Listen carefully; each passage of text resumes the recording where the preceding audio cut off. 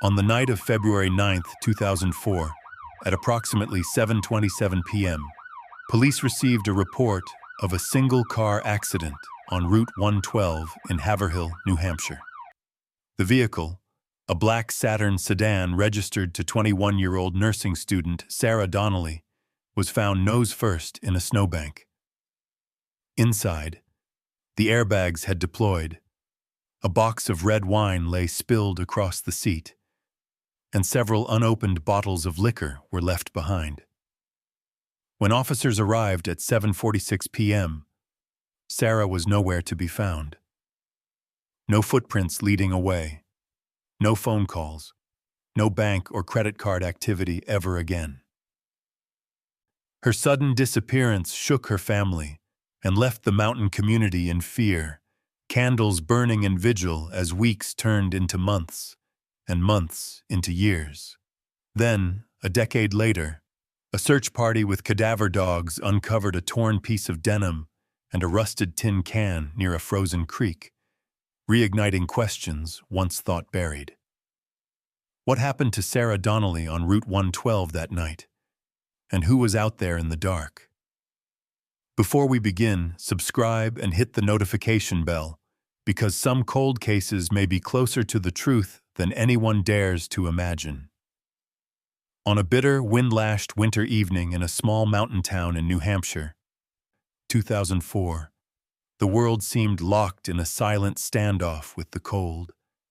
The kind of cold that crept beneath doors, wormed its way through sweaters, and turned breath to icy smoke. Streetlights glowed dim and amber against the thickening dusk, casting faint halos over slushy sidewalks. Snowbanks huddled along the roadsides, scarred by tire marks and road salt, testaments to the endless passage of vehicles fighting for traction on the frozen earth. Inside her cramped dorm room at the edge of campus, Sarah Donnelly moved quietly, almost reverently, as she packed a few belongings. Her roommate had left early for winter break, and Sarah found herself surrounded by a peculiar hush, the kind that amplifies every sound. The muffled clink of her silver necklace as she slipped it around her neck, the crinkle of paper as she slid her diary into her backpack, the faint zip of her suitcase as she closed it up tight. Sarah's breath fogged the window as she looked outside. In the parking lot below, her old, dented Saturn waited, half buried in snow, its maroon paint dulled by years of northern winters. She tucked her hair into a faded beanie and pulled on her gloves, pausing for a moment to stare at her reflection in the glass. 21 years old, eyes dark and steady, with a gentle seriousness that made her seem older than her classmates. She was the type of girl everyone noticed, but no one truly saw, hard-working, always polite, never the cause of trouble. Tonight, though, a shadow of tension edged her face. Was it fatigue, stress, or something deeper, unspoken, even unknown to herself?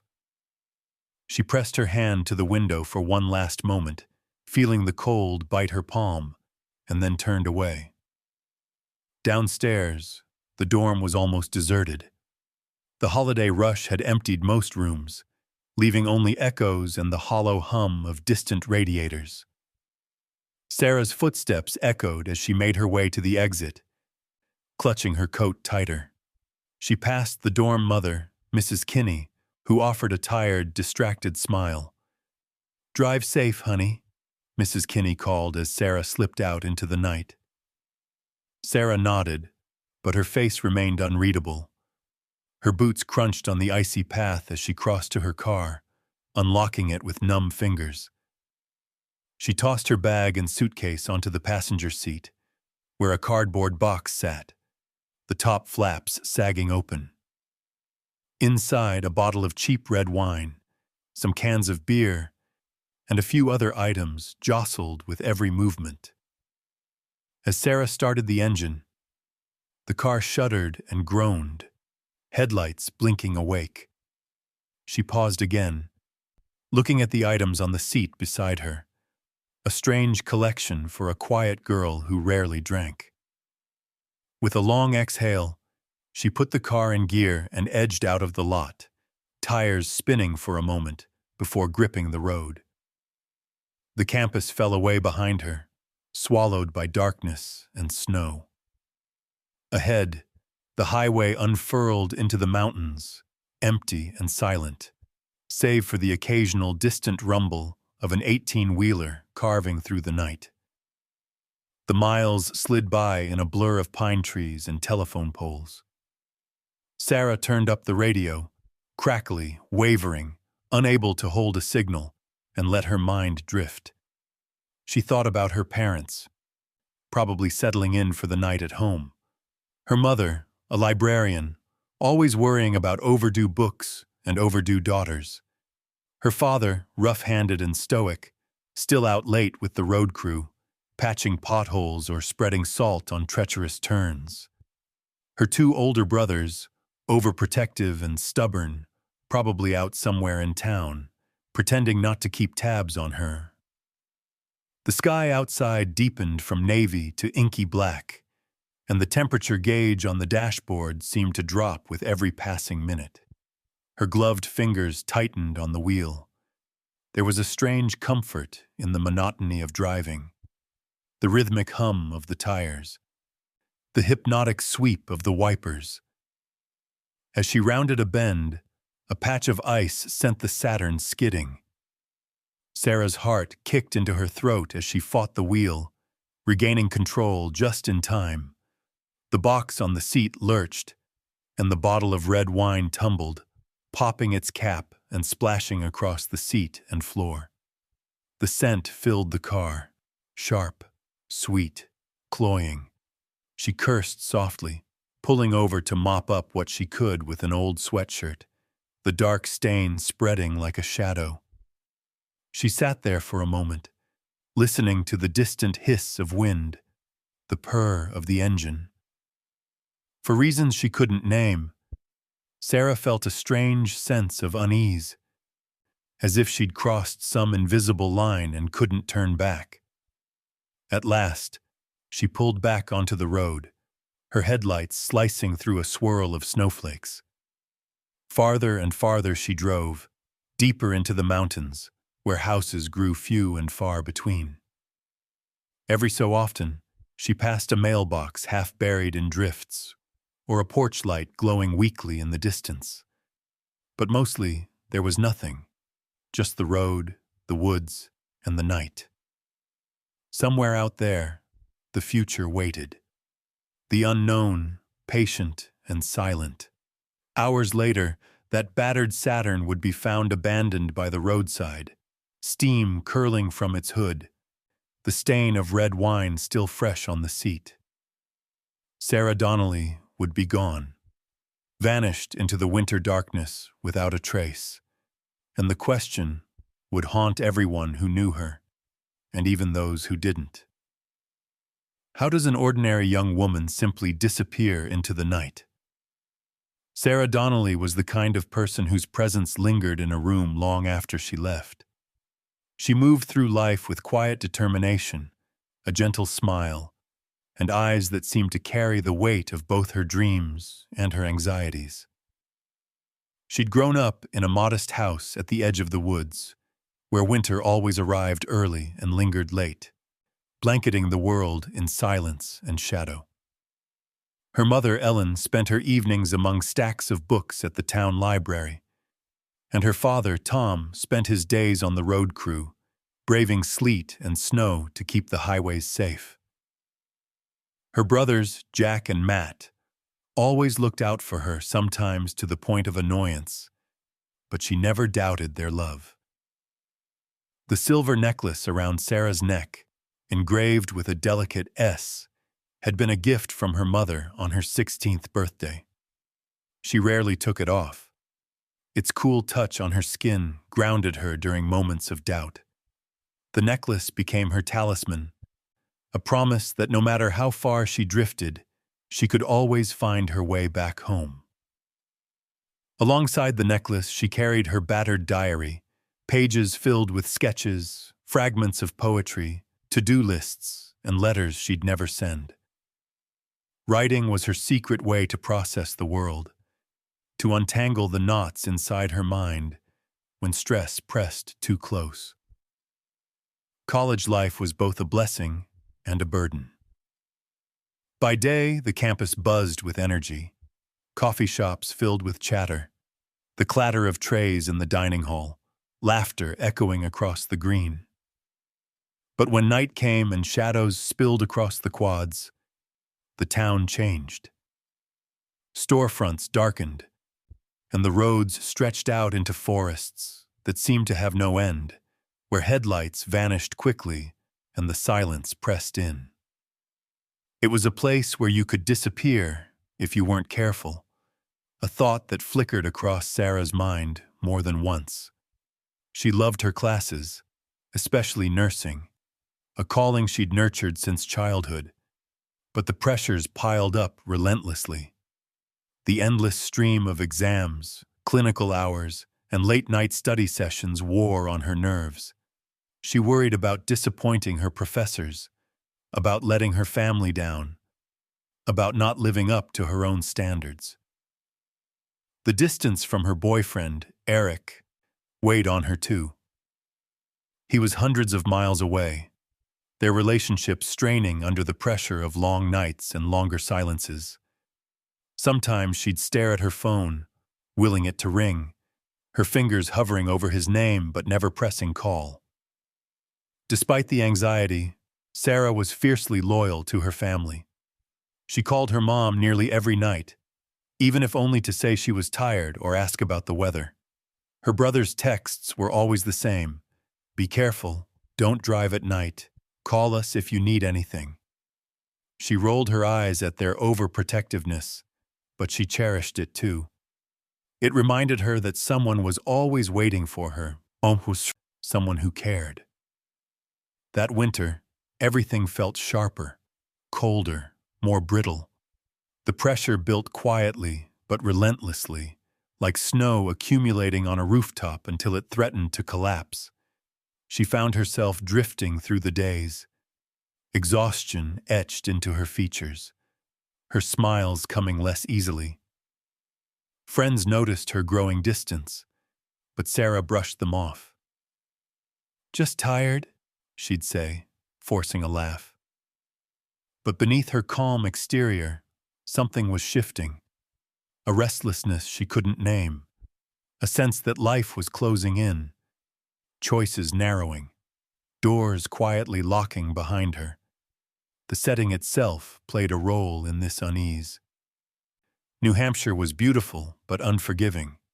The forests pressed close to the roads, branches arching overhead like cathedral vaults. In daylight, the town was welcoming. Shops selling homemade fudge, old men playing chess by the window of the coffee house, children dragging sleds down the hill by the school. But after sundown, the world changed. The mountains seemed taller, the woods deeper, and the roads lonelier. The cold was ever present, the kind that made your bones ache and your breath burn. For Sarah, this contrast mirrored her own life. She loved her home, loved the familiarity of the small town, but she couldn't shake the sense that she was living in the shadow of something unseen. She was proud to be the daughter of a librarian and a road crew worker, people who believed in hard work and honesty, who kept going no matter how tough things got. But she felt the burden of their expectations, the fear of letting them down. The night she disappeared, all of these threads tangled together. The exhaustion, the longing for escape, the desperate need for a moment of peace. She slipped out of her dorm room and into the freezing darkness, her silver necklace glinting against her skin, her diary tucked safely in her bow. The campus was mostly empty, and her departure was as quiet as a breath. No one saw the storm building inside her, the silent struggle that would lead her onto that winding mountain road. The college town itself held its breath that night. as if sensing that something had shifted, that a life was about to be upended. The trees swayed in the wind, and somewhere in the distance, a train horn sounded, a lonely, echoing note that carried through the valleys. For the Donnelly family, for Sarah's friends, and for the small community that prided itself on safety and togetherness, the true horror had not yet arrived, but it was coming.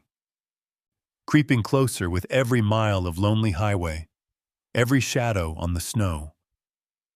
In the weeks to come, the town would be forced to reckon with how fragile safety could be, how quickly an ordinary life could unravel. For now, though, Sarah's world was still intact. Fragile, yes, but whole.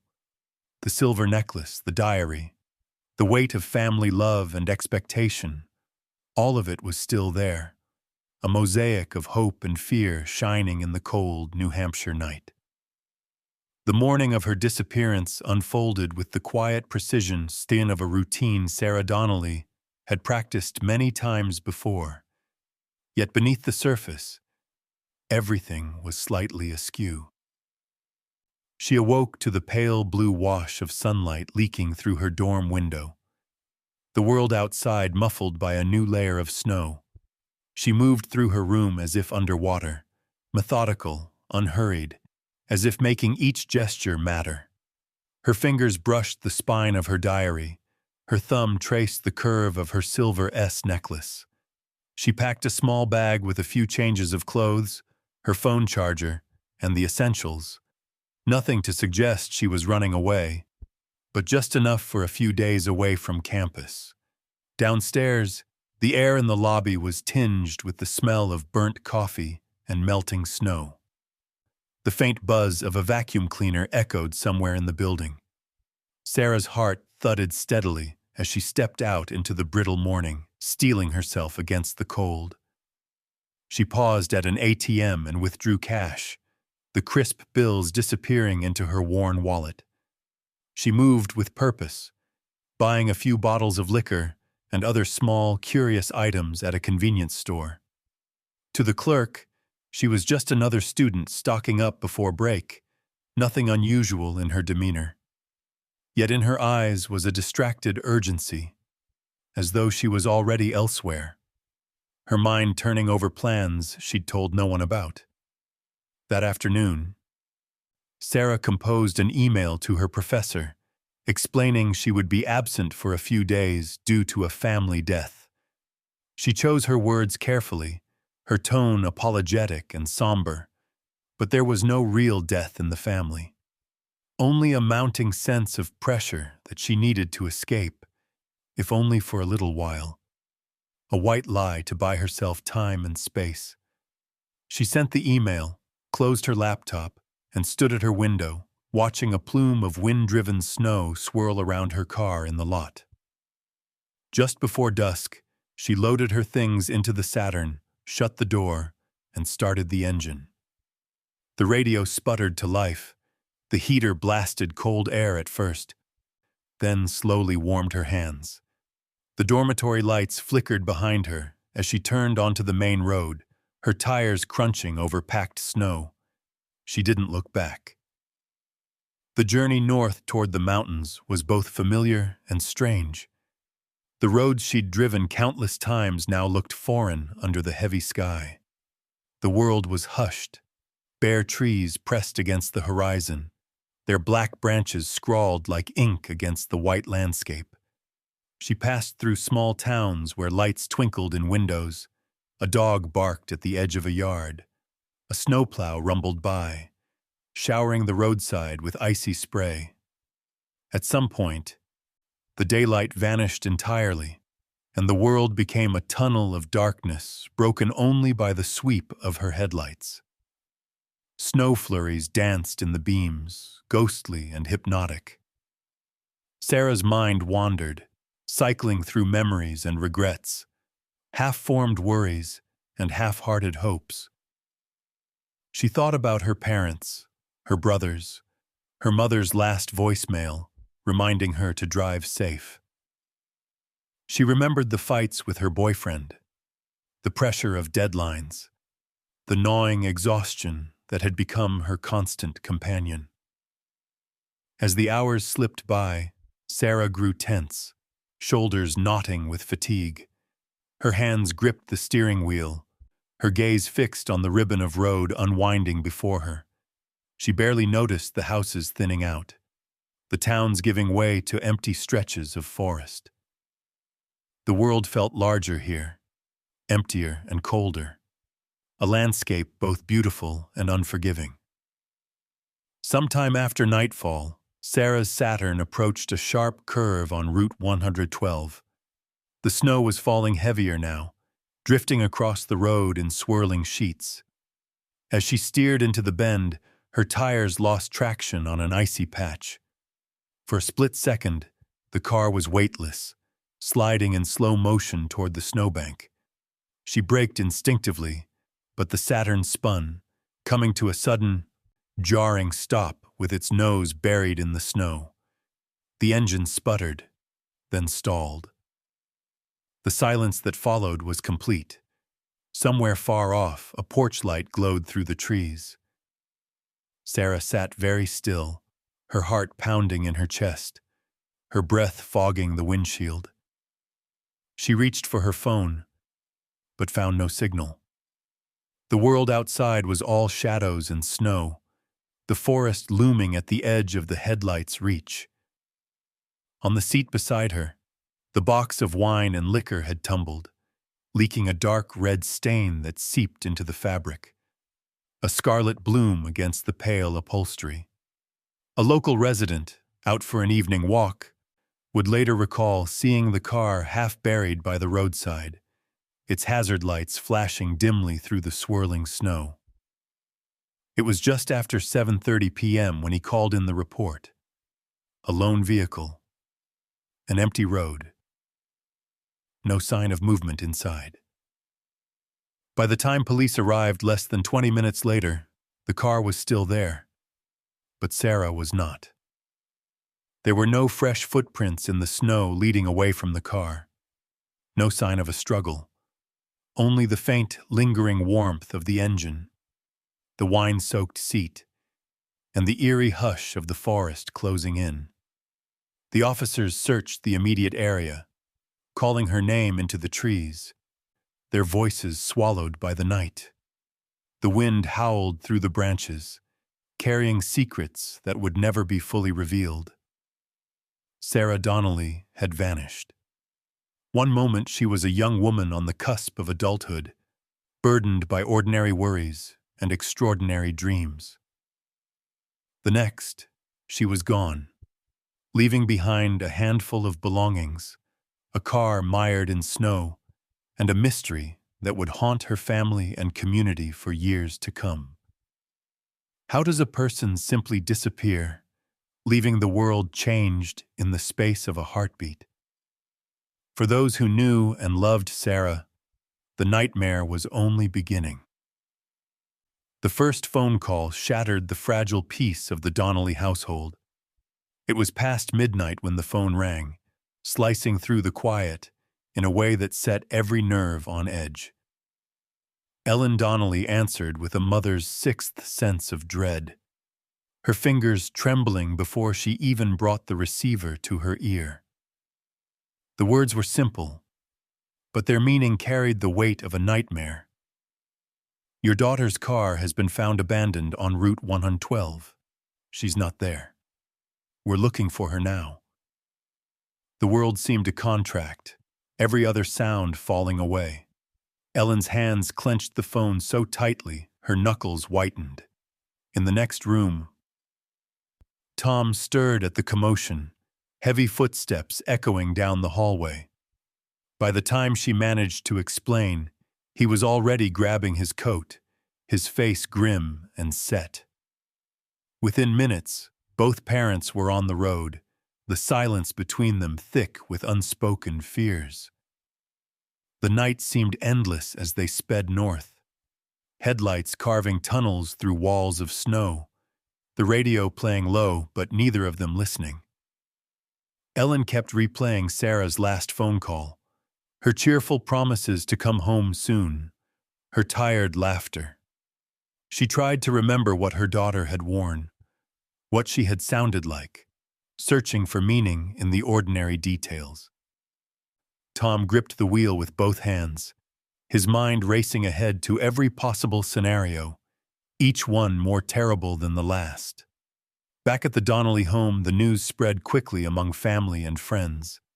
Jack and Matt, Sarah's brothers, fielded frantic calls from relatives, voices cracking as they tried to reassure themselves and others.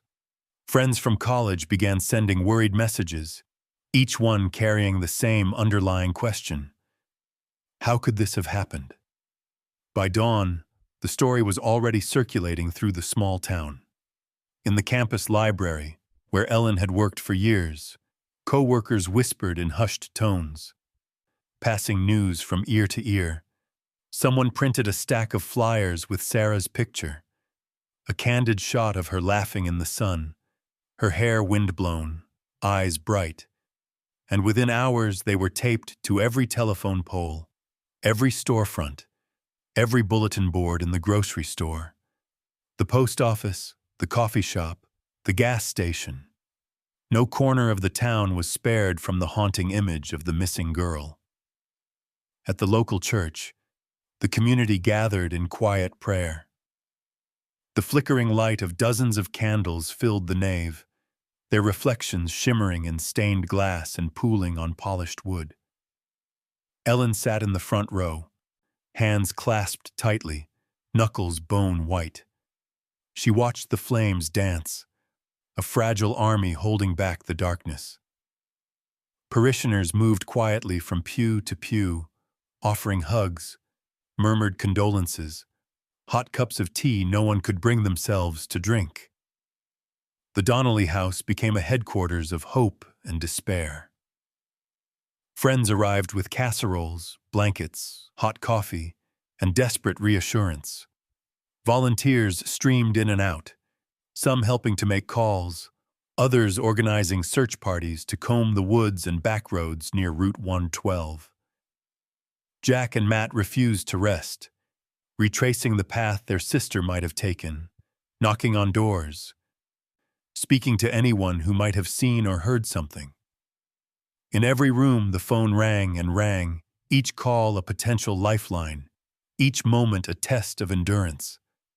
The town itself seemed to change overnight. People who had never locked their doors now checked bolts twice before bed.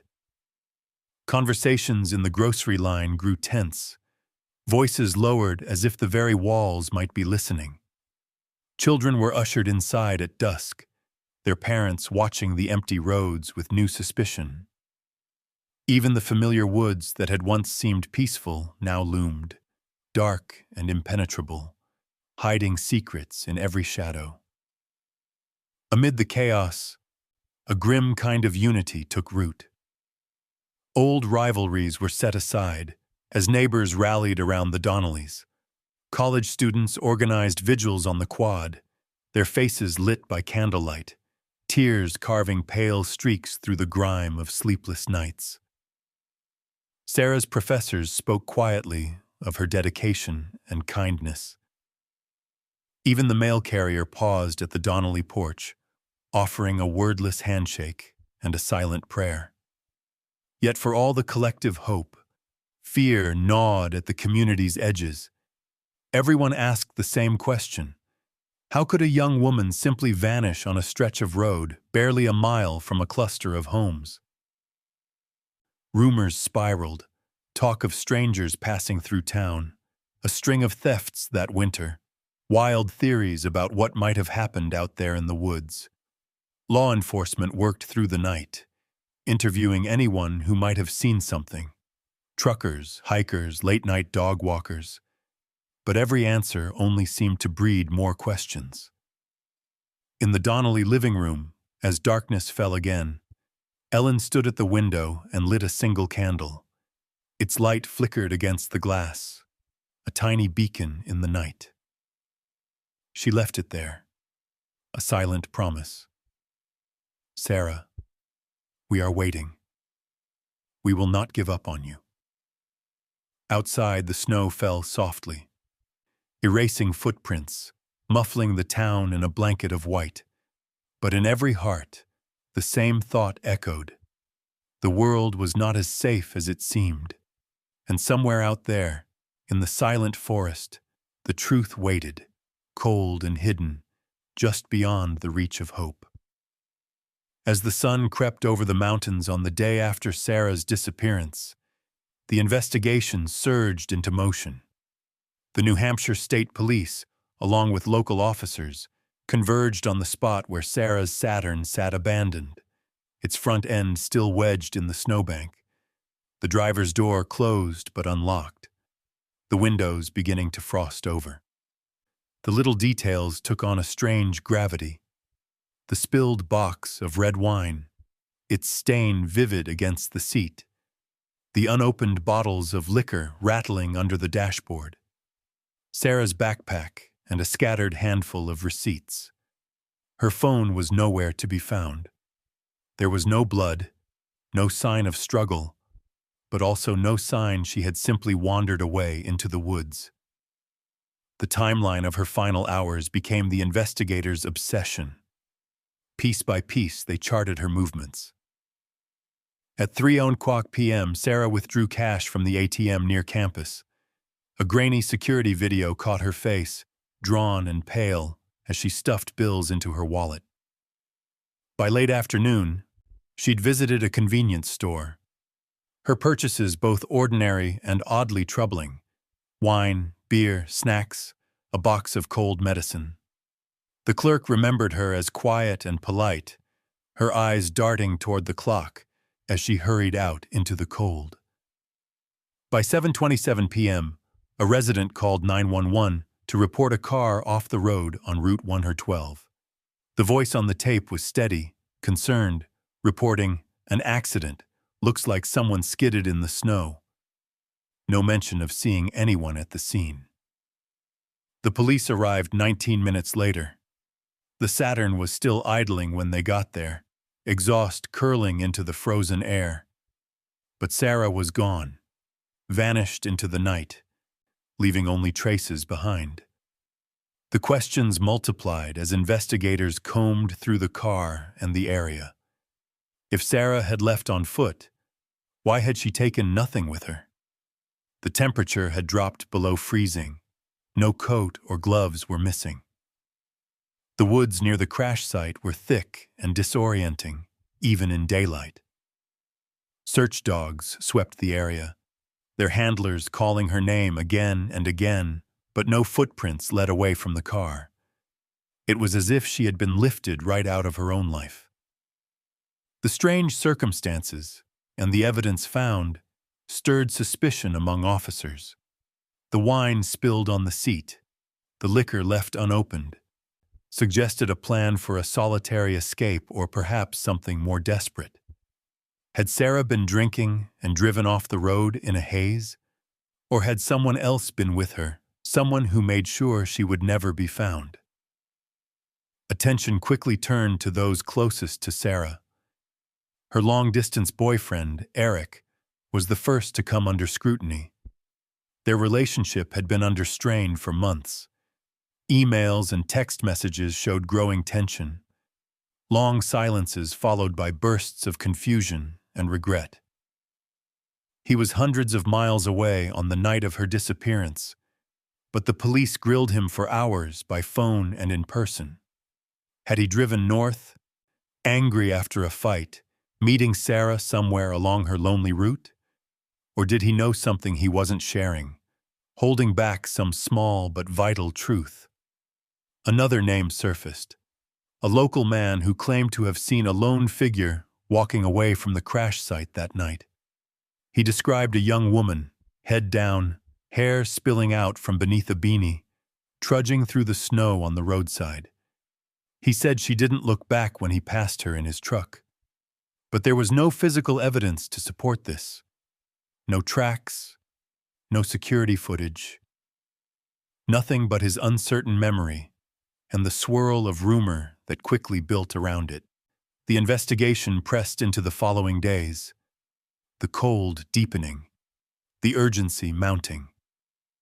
Police officers went door to door, showing Sarah's photo to anyone who answered.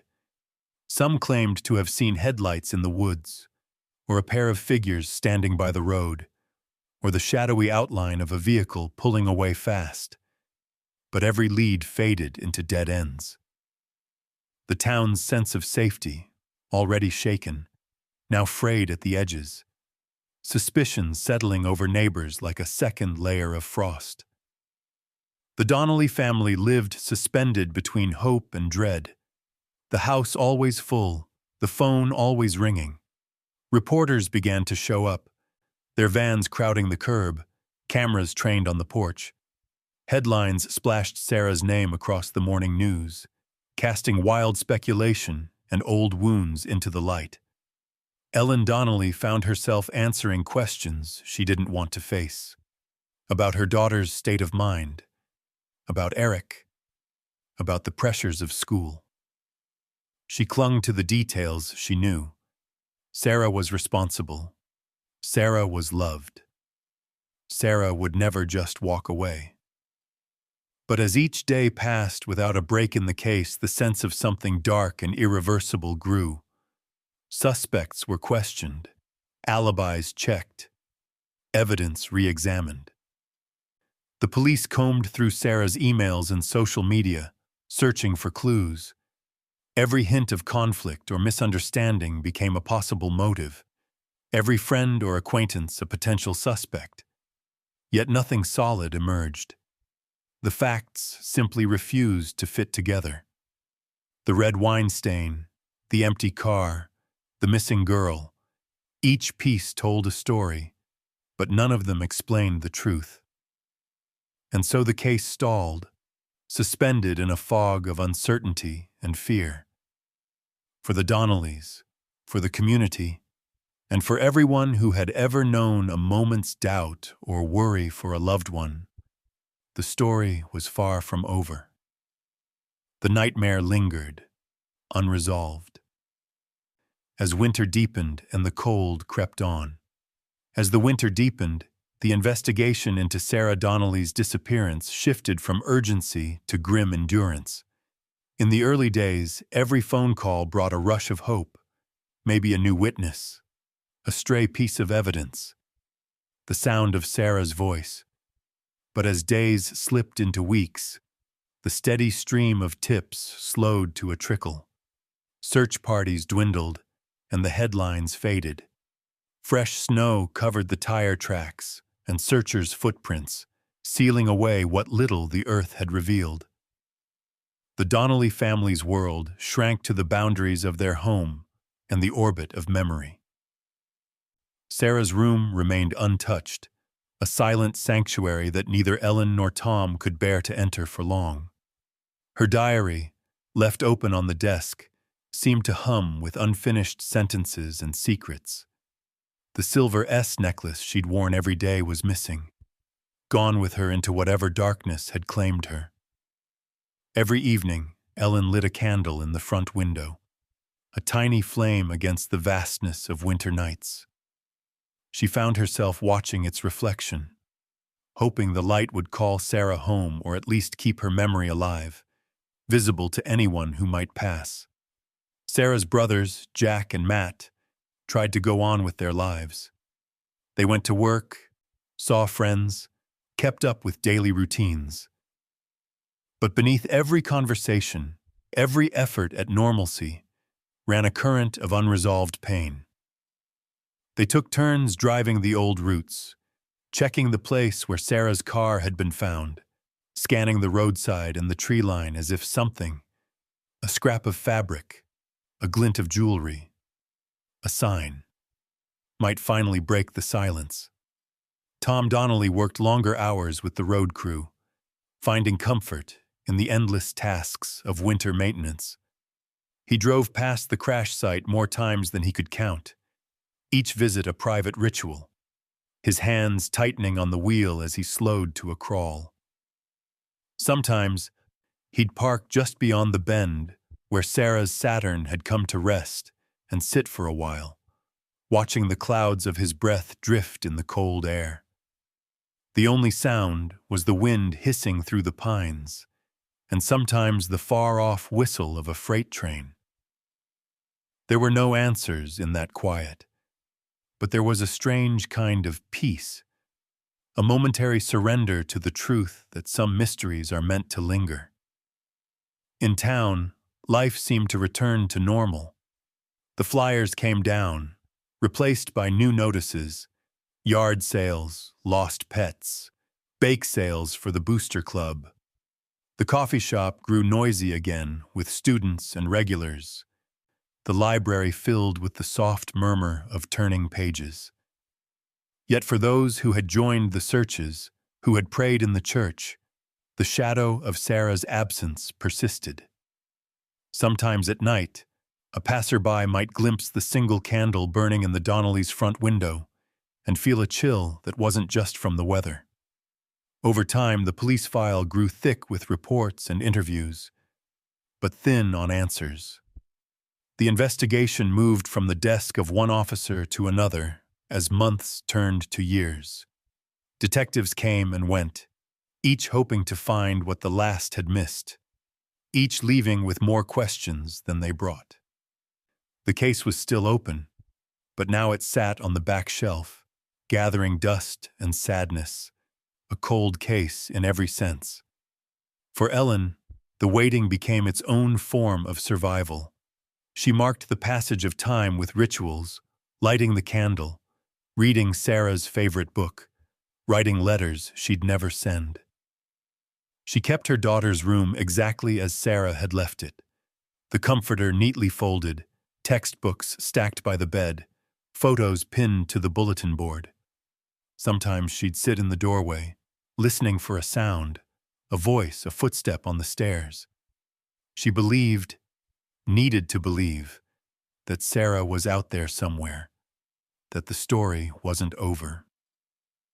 Tom spoke less as time passed, his words measured and spare. He worked, ate, and slept in silence, his sorrow a private burden. He and Ellen learned to move around each other carefully, grief shaping their days in small, invisible ways. Even the smallest joys, a hot mug of coffee, sunlight on the kitchen floor, felt like intrusions, reminders of a life interrupted. Jack and Matt tried to be strong, for their parents and for each other, but the loss of their sister was a wound that never healed.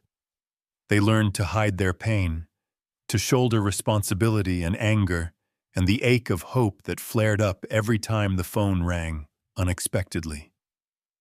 They became men before their time, carrying their sister's absence like a hidden scar. Through all of this, the candle in the window kept burning.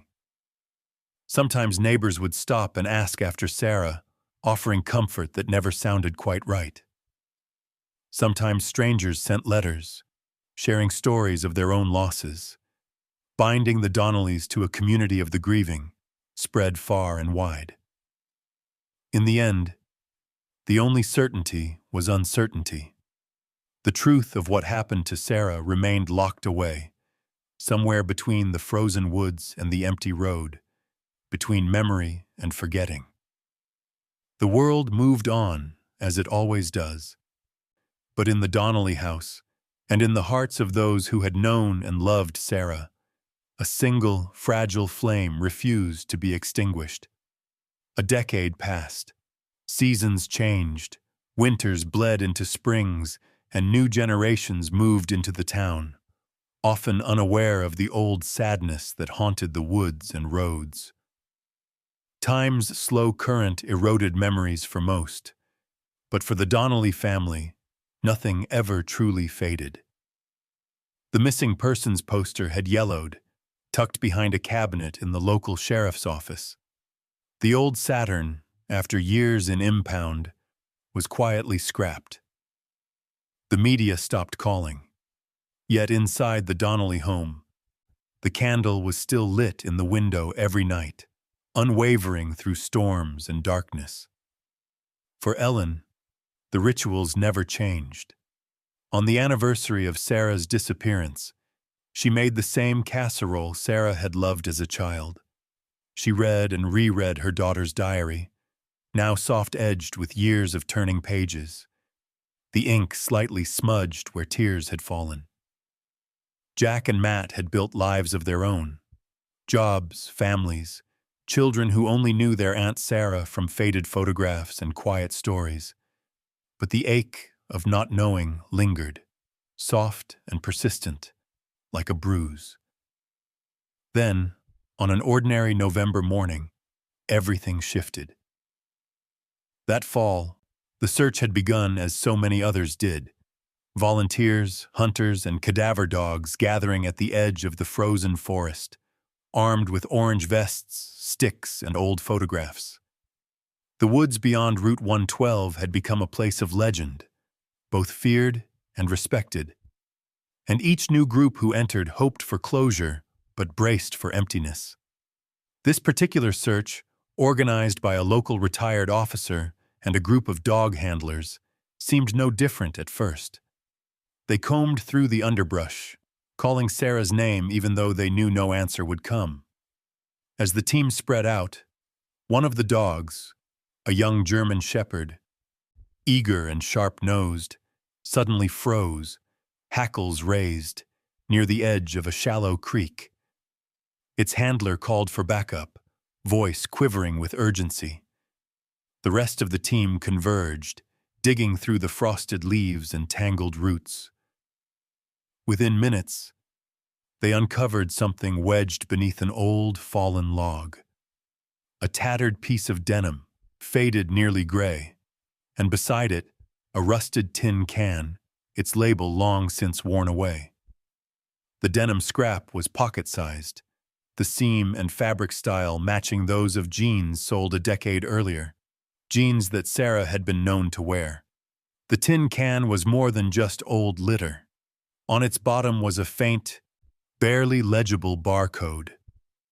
After careful cleaning and a tense wait, investigators traced it back to a nearby gas station, the same station Sarah had visited on her final afternoon, confirmed by a credit card receipt buried in the original police file. The impact was immediate and seismic. News of the discovery spread through the community in a rush, like a late winter thaw cracking the surface of a frozen lake. The story made the front page again. TV crews returned, asking old questions with new urgency. Search teams poured into the forest, determined to comb every inch for more evidence, for a bone, a button, a trace.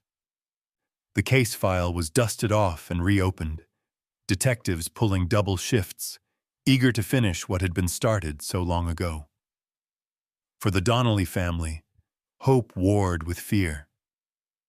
Ellen found herself staring at the piece of denim displayed in a police evidence bag, her hands trembling with a longing so deep it hurt. Tom, older now and slower, felt his heart twist as he watched the renewed search on the news, remembering every silent night spent at the edge of the woods. Jack and Matt returned home, shouldering their parents' grief, finding comfort in each other's silent presence. The town itself felt the aftershock. For years, Sarah's disappearance had been a quiet ache, a cautionary tale whispered over coffee or discussed in low voices at the grocery store.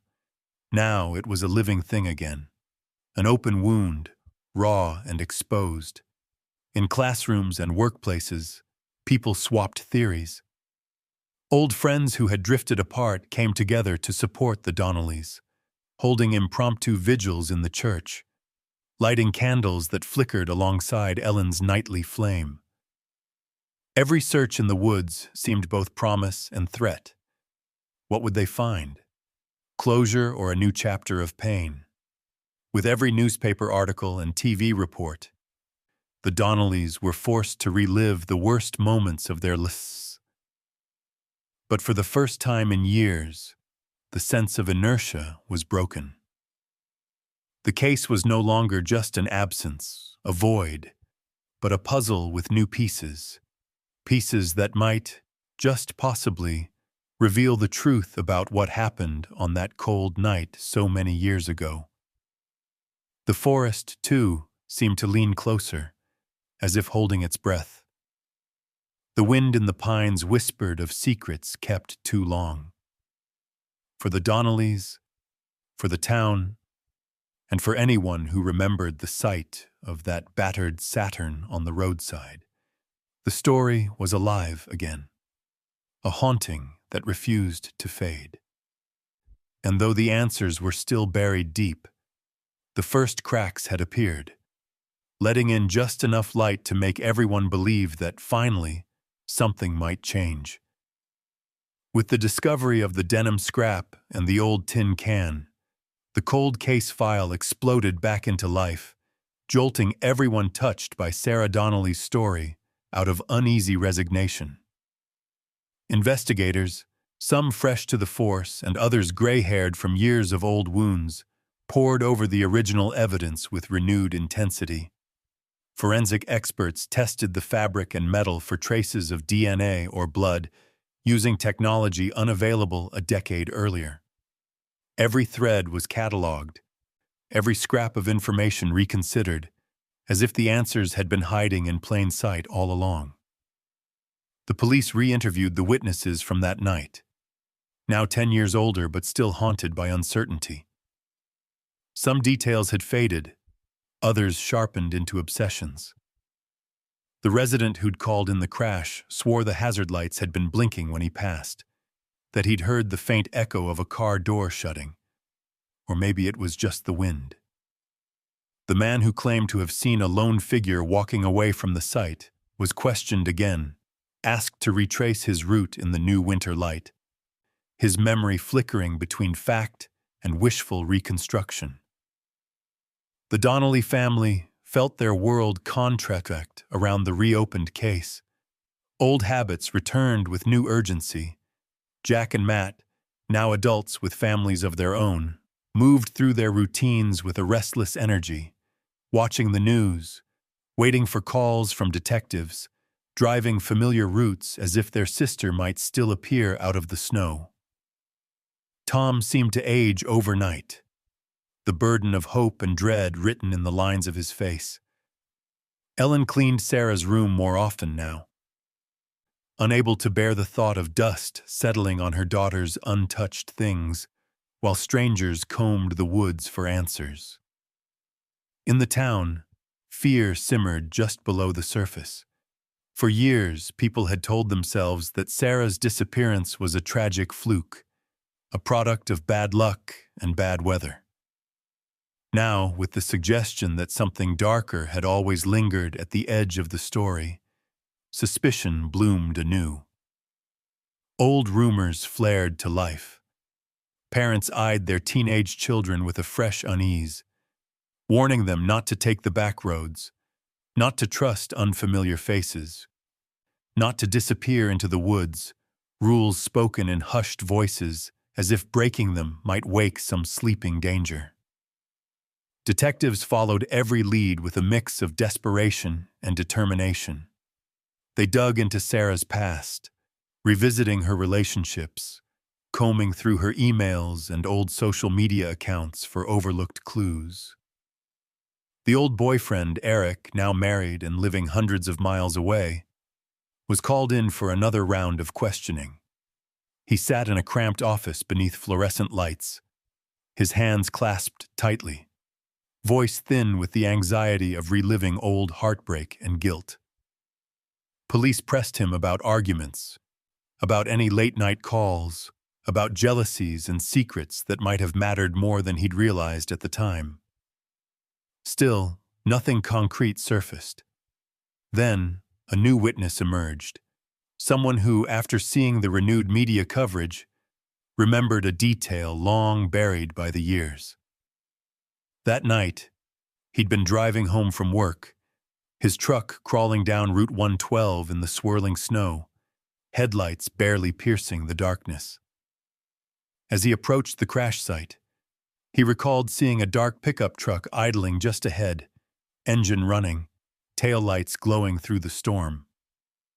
The witness described a figure standing beside the vehicle, but the swirling flakes and fogged windshield made details impossible to see. He'd passed by, uneasy, but late for home, and only now did the memory seem sinister. The mention of the pickup changed the shape of the investigation. Theories multiplied.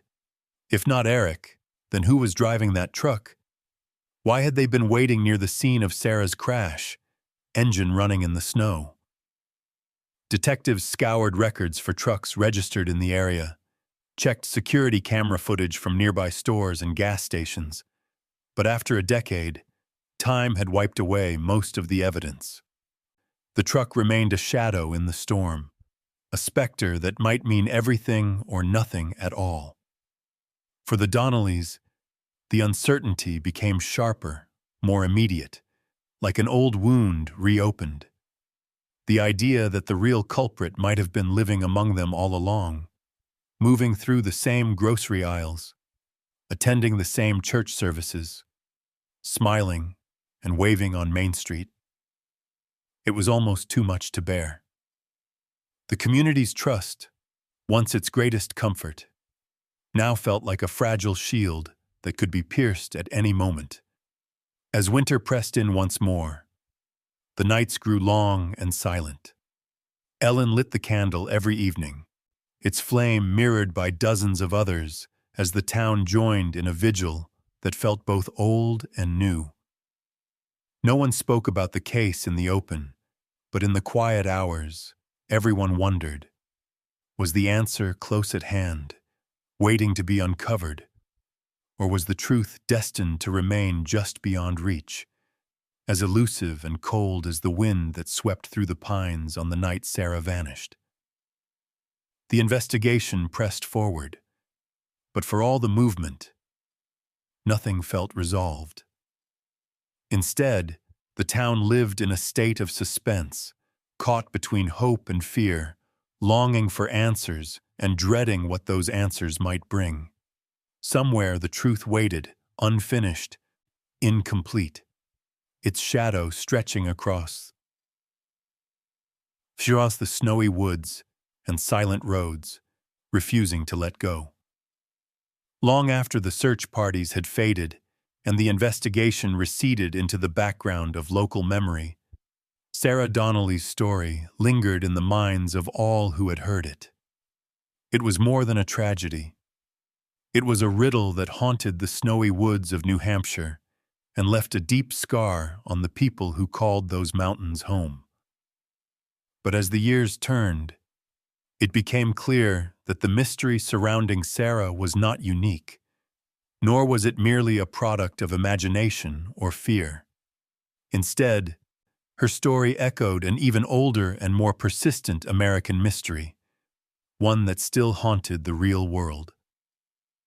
In the early spring of 2004, a young woman named Maura Murray, a nursing student just like Sarah, vanished after her car crashed on a remote stretch of Route 112 in Haverhill, New Hampshire. The parallels were uncanny and chilling. Both women were 21. Both were bright and ambitious, weighed down by the invisible burdens of youth.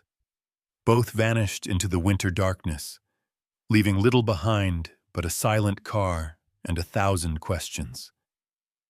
The air of uncertainty, the sense of a life interrupted, bound their stories together across the years. Maura's disappearance became one of the most enduring and perplexing cold cases in America. Search teams combed the woods, volunteers posted flyers in the biting wind, family members clung to hope as time wore away at answers. Her case drew media attention and amateur sleuths from across the country. Internet forums buzzed with theories, some wild and conspiratorial, others heartbreakingly simple. Every scrap of evidence, an ATM receipt, a stray phone call, a discarded piece of clothing, was picked over and debated, the truth always just out of reach. For Maura's family, the pain was both private and public, their loss shared with strangers who could never truly understand. The parallels between Sarah's fictional case and Maura's real one were not accidental. Sarah's story was inspired by the details that made Maura's so enduring. The ordinary girl with extraordinary dreams, the icy road, the sense that danger can arrive anywhere, even in places where everyone thinks they know each other. The haunting idea that a person can simply disappear into the night, swallowed by silence and snow, resonated deeply. For the Donnellys, for the Murrays, for every family who has waited by the window for someone who never comes home, the same questions linger. Where did she go? Who knows more than they're saying? Will we ever know what happened? As Sarah's fictional case was revisited in the present day, with the discovery of new evidence and the reopening of old wounds, so too did Maura's case continue to occupy a liminal space between presence and absence, hope and despair. In both stories, the investigation revealed as much about the community as it did about the missing girl. The small-town unity, the way neighbors set aside their differences to help, the pain that bound strangers together, and the fear that something irreparable had taken root in their midst. In quiet moments, Ellen Donnelly would sit at her kitchen table, the candle flickering in the window, and think of Maura's mother. She wondered if she too lit a candle each night, if she clung to the last voicemail, the last photograph, replaying memories until they blurred with dreams.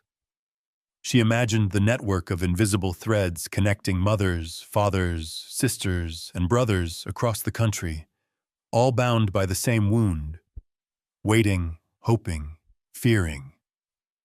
Sometimes Jack and Matt would talk late into the night, the conversation drifting from their own loss to stories they'd read online about Maura and others like her.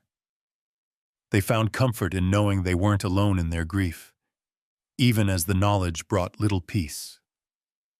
It was a reminder that their pain was part of a larger story, a story that stretched beyond their family, their town, even their generation. The search for answers, for closure, for justice, never truly ended. Cold cases like Sarah's and Maura's remained open, suspended between past and present, their files thick with dead ends and unanswered questions.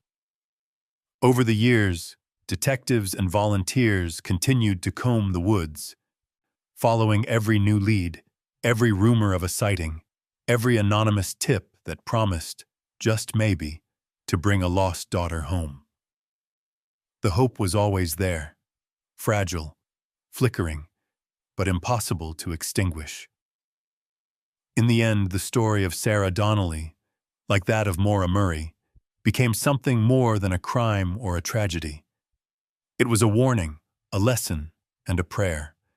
It reminded people that beneath the surface of ordinary life, danger could hide in the most unsuspecting places.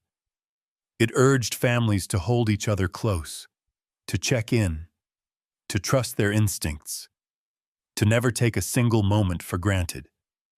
And above all, it served as a call to never stop searching for truth, for justice, for the missing. Every year, on the anniversary of Sarah's disappearance, and on the day Maura vanished, candles still glow in kitchen windows across New Hampshire. Their light flickers against the darkness, a fragile vigil against forgetting. And for those who remember, those lights are a promise that these stories are not over, that the search will go on, and that the missing will not be abandoned to the shadows. In the years after Sarah Donnelly's disappearance, life in the little New Hampshire town gradually returned to its everyday rhythms. Children grew up, shops changed hands, the faces in church pews shifted with the seasons. Yet, for the Donnellys, and for everyone who had felt the ripple of Sarah's absence, nothing was ever quite the same. The pain of not knowing became woven into the fabric of daily life, a silent thread tying the family to an unanswered question, to a daughter and sister whose voice had been stilled too soon. The candle in the Donnellys' window burned on. Through blizzards and summer thunderstorms, power outages, and quiet evenings, Ellen lit the flame as dusk fell, her ritual a stubborn defiance against the pull of forgetting. Neighbors passing by would pause and bow their heads, sharing in the private act of remembrance. Sometimes strangers left notes at the door, still thinking of Sarah, still hoping. The flicker of the candle grew into a symbol, a message that a missing person's story doesn't end with a vanishing. Instead, it lives on, in the choices made by those left behind, in the vigilance of a community that refuses to give up. Each anniversary brought a new wave of sadness and hope. Jack and Matt gathered with their parents, setting out photos and playing Sarah's favorite songs. In recent years, the family had started inviting friends, old classmates, and members of the search teams, sharing stories and memories, letting laughter coexist with tears. They learned, painfully, that remembering was both a burden and a balm.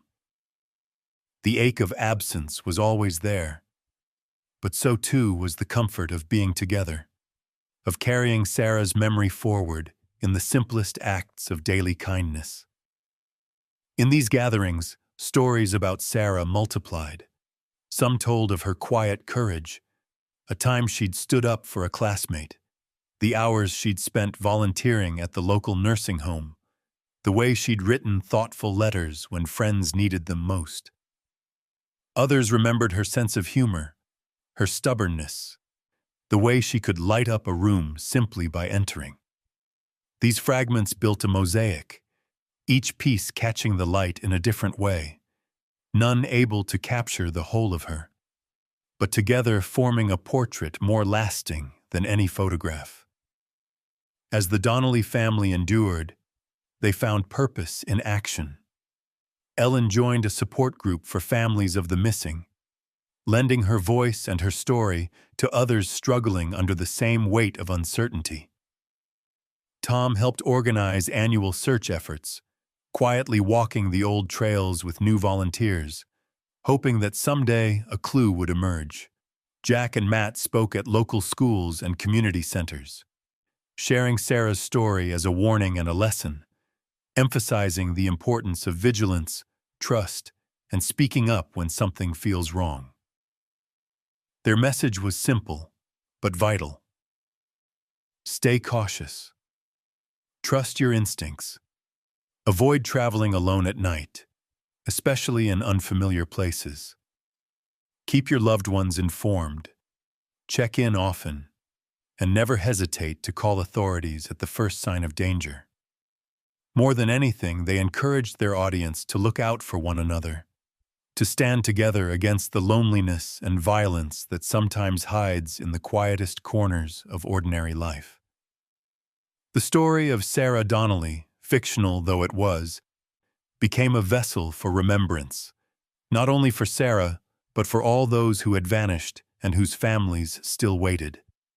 The real-life inspiration, Maura Murray, remained missing, her own family's vigil unbroken, her case a stark reminder that not all mysteries are solved, not all wounds are healed with time. The Donnellys paid tribute to Maura and her family at every opportunity, honoring the courage it took to hope, to speak out, to keep searching. Over the years, Sarah's story spread beyond her hometown. News segments revisited the case on anniversaries. Podcast hosts and true crime writers sought out the Donnellys for interviews, asking again and again, "What do you want people to remember?" Ellen would answer softly, her words steady, that Sarah was loved, that she mattered, that every missing person leaves a mark, and that mark demands we never give up, not on answers, not on hope, not on each other. For those who listened, who paused for a moment to consider the cost of silence and the value of vigilance, the lesson was clear. Some wounds can only be healed by the truth. And sometimes, finding the truth means refusing to let the story fade, even when answers remain just out of reach. The flickering candlelight became a call to action, a reminder to stay alert, to care fiercely, to carry each other through darkness, and to stand together in the face of uncertainty. If you've followed Sarah's story, or Maura's, or any of the countless others still searching for justice, you are part of this vigil. You can help keep memories alive, amplify voices, and ensure that no missing person is forgotten. Share these stories, support these families, demand better systems of safety and accountability in your communities. Subscribe to the cause, not just online but in your own life, by being present, attentive, and willing to act. Because every life matters, every story deserves an ending, and sometimes the smallest light, burning in a window, carried in a heart, is enough to keep hope alive for another day.